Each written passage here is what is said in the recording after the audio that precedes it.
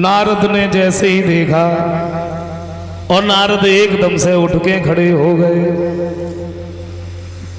विश्व मोहिनी ने एक नजर नारद के ऊपर डाली, दोबारा झांक के भी नहीं देखा, सीधी चली गई। नारद ने ये सोचा हमें ऐसा लग रहा है हमें देख ही नहीं पाया।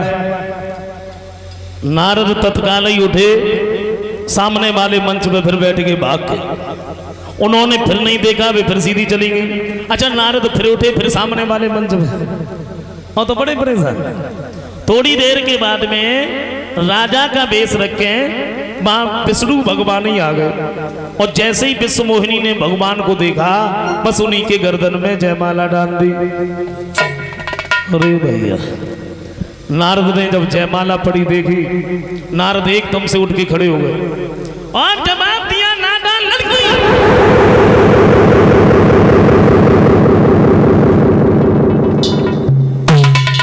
देख लिया तुम लोगों ने, ये लड़की तो बिल्कुल पागल है, किसके गर्दन में जयमाला डाल दी? और पहले मुझे देखो, मेरे स्वरूप को देखो, जयमाला मेरी गर्दन में पड़नी चाहिए। और तो कोई नहीं बोला। भोले बाबा ने जो गढ़ लगाए थे, दोनों गढ़ उठ के खड़े हो गए। एक बात कही, कहो नारद का शर्मना लग रही का? नारद बोले, तू क्या हमसे ज्यादा सुंदर है? बोले, चेहरा तो देखो कैसे बंदर जैसे लाइन डोल रहे और शादी और करके चले आए। और जैसे ही नारद ने इतने शब्द सुने, नारद एकदम से भागे, और तो कुछ भी नहीं मिला। जल भरा हुआ था, जैसे नारद उस जल में झांके तो चेहरा बंदर जैसा। दोनों गणों को श्राप दे दिया, मूर्खो, तुम मेरी चेहरा की तरफ देख देख करके हंसते रहे, मेरी मजाक उड़ाते रहे, तुमने बताया नहीं? तो हम तुम्हें ये श्राप दे रहे हैं, तुम दोनों भूतल पर 3 जन्म तक राक्षस बनोगे। दोबारा नारद फिर झांके, जो असली रूप था बस वही रह गया, लेकिन क्रोध नहीं गया हृदय से। भागते हुए नारद विष्णु भगवान के पास पहुंचे तो क्या देखा, एक तरफ तो लक्ष्मी जी खड़ी है, एक तरफ विश्व मोहिनी खड़ी है, और बीच में भगवान खड़े। और भगवान ने जब नारद को देखा तो चेहरा की तरफ देख के थोड़ा सा हंस दिए, बस। अच्छा, आगे तो वैसे लगी थी, अब और ज्यादा लग गई। बोले, तुमने हमें कहीं का नहीं छोड़ा, और सच बात तो यह है कि तुम तो किसी का बसता हुआ घर देख ही नहीं सकते, और मेरा तो घर बसने भी नहीं दिया, उससे पहले उजाड़ दिया तुमने। पता नहीं तुमने किस किस को छला, लेकिन आज तुम मेरे हाथों से नहीं बचोगे। नारद बोले,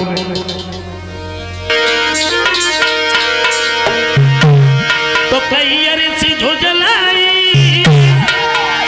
और तुम कोनी की न लगत भलाई। कई अरसी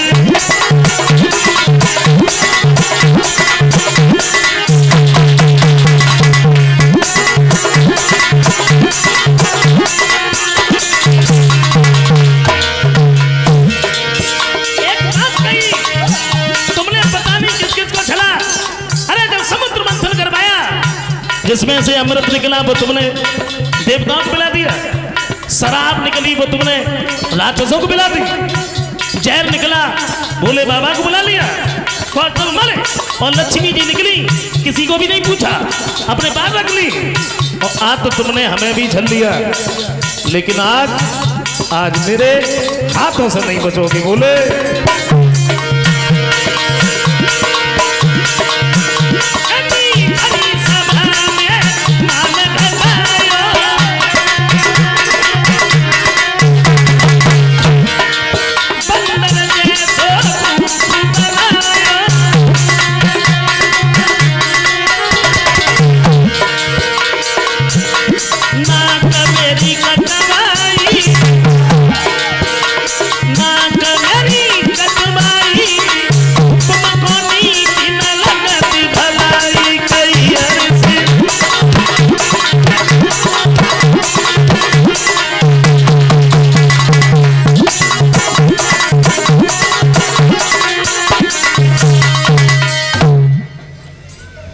ऋषि नारद कहते हैं, तुमने पता नहीं किस किस को छला, तुमने हमें भी झल लिया, लेकिन मेरे हाथों से नहीं बचोगे।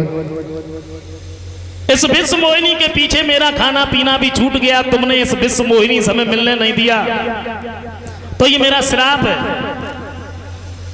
इसी विश्व मोहिनी के पीछे तुम बन बन में इधर उधर भटकोगे। तुमने मेरी बंदर की सूरत दी तो बंदर ही तुम्हारी सहायता करे।